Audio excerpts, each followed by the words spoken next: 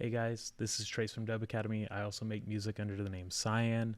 Today we're going to be learning how to make atmospheric pads for genres like future bass, melodic bass, or whatever you want to use them for.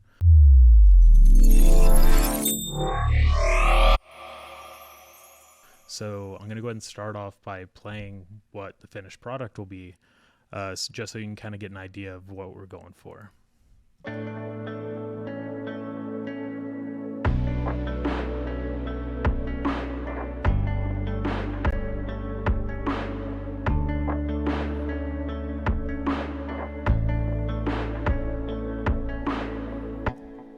Okay, so you can hear I already produced some other things in there just so we would have kind of like a bed to put the pads over.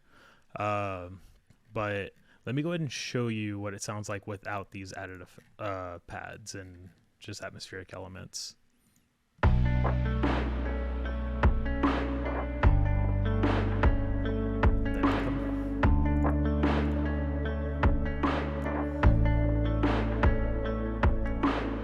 Subtle, but like it does a lot.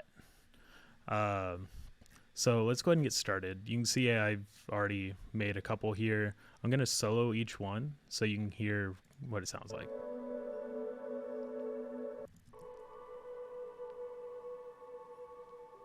These two weren't used in that clip, but I will show them to you.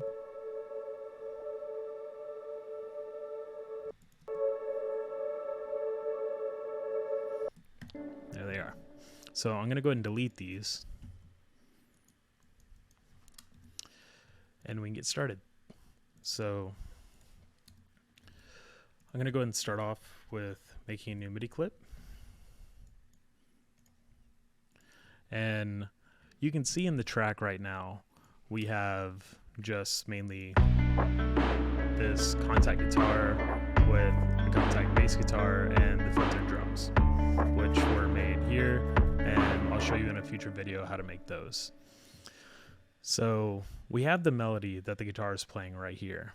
Of course, if you're doing this with a real guitar, you would just have to know what notes you're playing. I'm going to go ahead and load in a piano. A lot of the atmospheres that you're going to hear in this type of music are like very string, synth pad, piano, or even guitar atmospheres, or at least that's what they're made from, or even vocals. But I'm going to go ahead and get like a nice piano setting. If you have Contact, I really like the Noir, and I usually keep it on the emotional preset, and I just turned it up here. So I'm going to take the piano melody, or the guitar melody, and this is what it sounds like on piano right now. So every melodic future bass producer's best friend is going to be Valhalla's shimmer. So I'm actually just going to crank this to 100%. I'm going to put pitch mode to single reverse. Sounds like this now.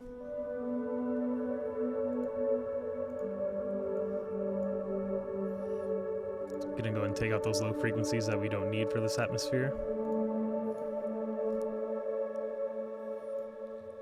All right. I'm going to actually also duplicate it. Gonna take these effects off temporarily. And I'm going to freeze and flatten this one to audio. Because you heard in those examples I showed that there was a high one and a kind of like a mid-low one. And they're actually both coming from the same piano. So I'm going to go ahead and go into Complex Pro, send it up an octave.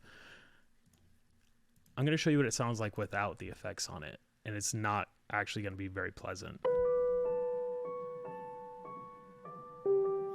But it's not about how it sounds right then, it's about how the final product sounds.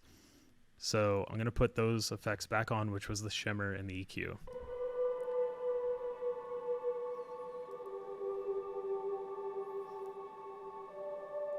All right. And whenever I'm making these atmospheres, I always duplicate them twice and then freeze and flatten it that way. So I'll show you.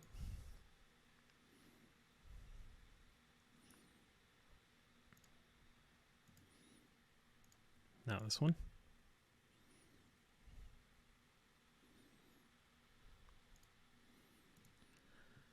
And the reason I do them twice is because I generally like to have my atmosphere start immediately at certain parts, and if I don't want it to, I'll fade it.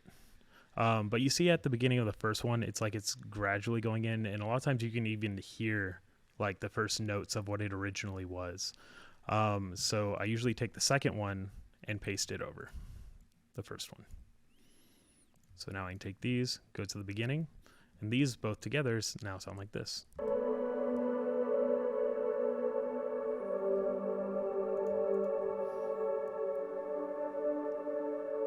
ahead and turn it down. Now let's play it with the track.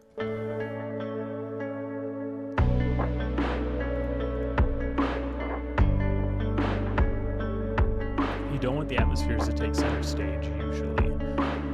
It's just supposed to be a support for everything else going on. So great, it fills in a space that wasn't being filled in before, but now one of the other atmospheres I had was actually a serum pad.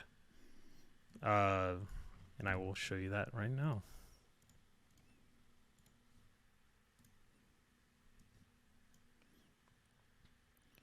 So as in the notes I was using, it wasn't playing the same melody as what we just had. It wasn't playing the same melody that we just had like the piano playing.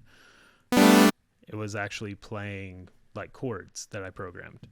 So I'm going to go ahead and make the rest of this chord progression. This is a 6-4-1-5.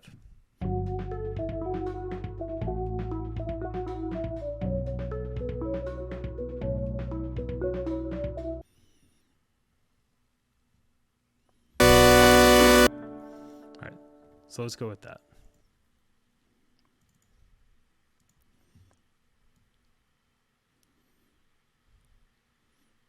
That's probably enough. Let's go ahead and turn on the filter. Going to copy A to B. I'm going to have this one go an octave up, or this one down and this one at 0. All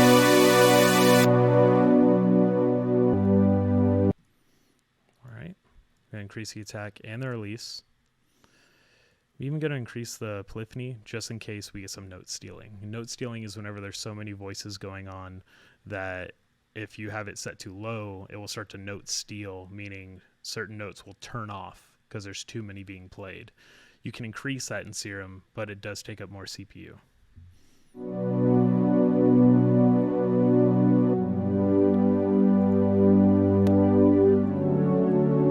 I'm just going to add hyper just for a little bit of like modulation, a little bit of movement. All right. Let's see, not the same chords I had from earlier, but it'll still work.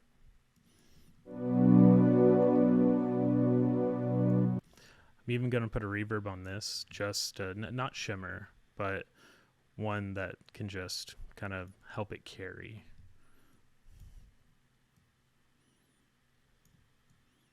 All right, I'm going to put an EQ before the reverb, kind of clean up the pad itself. We don't need those low frequencies.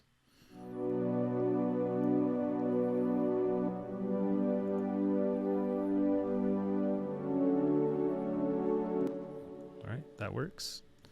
Now let's see what they all sound like together.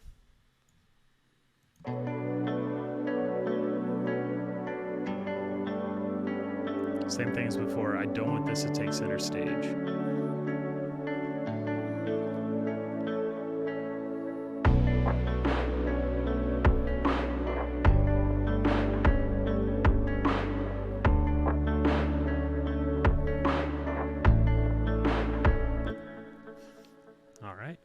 There we are. So that was most of what you heard in the example. So I'm going to go ahead and show you a couple different ways you can do the atmospheres, like the piano ones. So earlier you saw I just took the same melody as the guitar. You don't always have to do that. So I'm going to show you what it'd be like if I didn't follow the same melody. So this is in D major, B minor. So I'm going to use mainly thinking about it as D major for this. All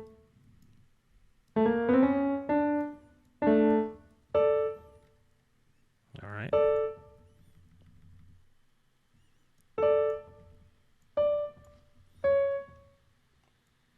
So right there, I'm just using the A, which is the 5th, and then going up to D, which is the 1, and then the 7. It's going to create a lot of dissonance going from that D to the C sharp. Then I'm just going to extend them out. So right now on its own sounds like this. All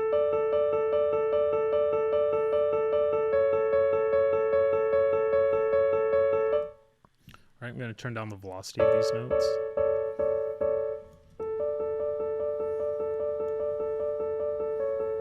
And then same trick we did earlier.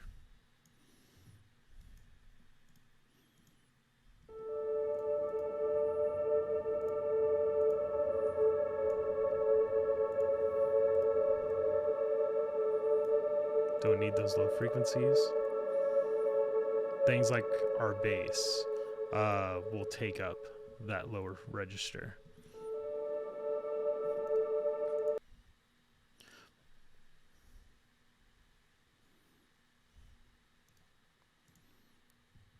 There we are. This is what it would sound like if I just used that pad. Well, and the serum chords.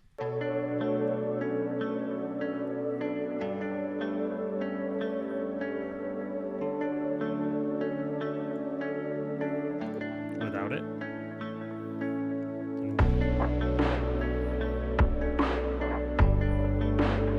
Adds a lot to the background. So that's going to wrap it up here. I will be making this into a series. I'll be showing you how to do like these same kind of concepts with things like vocal chops. Now this is primarily like for the verse. I will be showing you how to do this stuff in drops.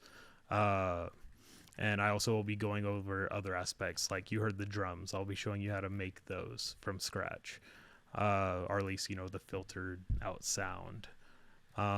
So if there's anything else you wanted to see or hear from what you've seen today, please let us know in the comments, and thank you very much.